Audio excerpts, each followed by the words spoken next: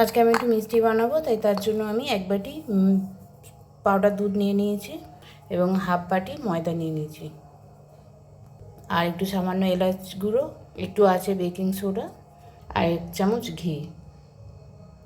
যেহেতু মিষ্টি 1 পিঞ্চ লবণ দিয়ে দিলাম।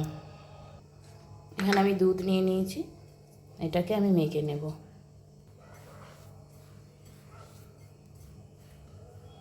এটা এবার আমি একটু একটু করে দুধ দিয়ে এটাকে ভালো করে আমি মেখে নেব।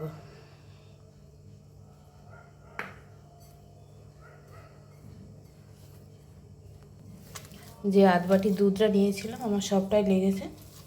দেখুন, এটাকে আমি আটার মতো ভালো করে মেখে নেব। এটা আমি এখন 10 মিনিট মতো রেখে দেব। যখন আমার রেস্ট হচ্ছে তখন আমি সিরাটা বানিয়ে নিচ্ছি। আমি 1 কাপ চিনি নিয়ে নিয়েছি আর 1 কাপ জল দিয়ে দিলাম। আমি একটু কেশর আর 3টে এলাচ দিয়ে দিলাম। এখানে যতক্ষণ এটা তৈরি হচ্ছে ততক্ষণ আমি কড়া বসিয়ে দিয়েছি এবং এর মধ্যে আমি তেল দিয়ে দিচ্ছি। তেলটা গরম হতে হতে এটাকে আমি রুটির মতো বেলে নেব, নিয়ে কাট করে নেব। দেখুন আমি দুটো ভাগ করে নিয়েছিলাম, এইভাবে আমি বেলে নিয়েছি। এটাকে আমি এখন কাটিং করে নেব।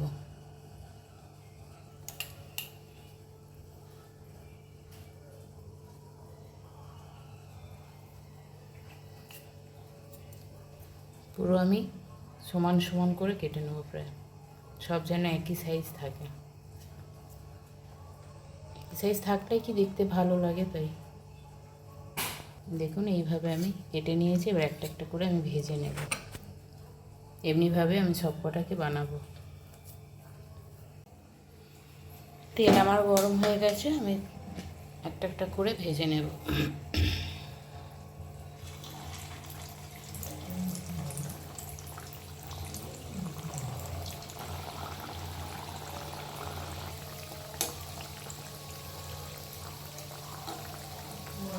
আমি একটু লাল লাল করে এমনি করে ভেজে নেব।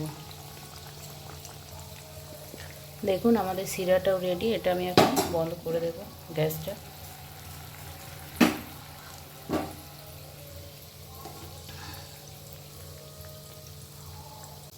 দেখুন এইভাবে আমি ভেজে নিয়েছি লাল লাল করে। এইভাবে ভেজে নিয়েছি, আমি এগুলো তুলে নিচ্ছি। বাকিগুলো আমি এইভাবে ভেজে নেব। দেখুন এগুলো আমাদের রেডি হয়ে গেছে। তো এইগুলো আমি এখানটা সাজিয়ে দিয়ে সিরা ঢেলে দেব। আমি এর উপর থেকে চিনি সিরাটা বানিয়েছি, ওটা আমি এর উপর দিয়ে দেব।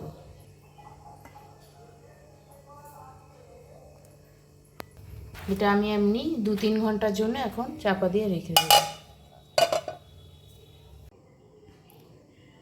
এটা আমাদের মোটামুটি ঠান্ডা হয়ে গেছে, তো আমি একে ফ্রিজে দেব। কিন্তু আমি গার্নিশের জন্য একটু পেস্তা কুচিয়ে নিয়েছি, একটু আমি উপরে উপরে দিয়ে দেব। দেখুন আমি এইভাবে একটু একটু করে দিয়ে দিয়েছি। রেডি আমাদের। দেখুন এটা আমাদের রেডি হয়ে গেছে। কত সুন্দর নরম আর সফট হয়েছে, পুরো রসে ভরা।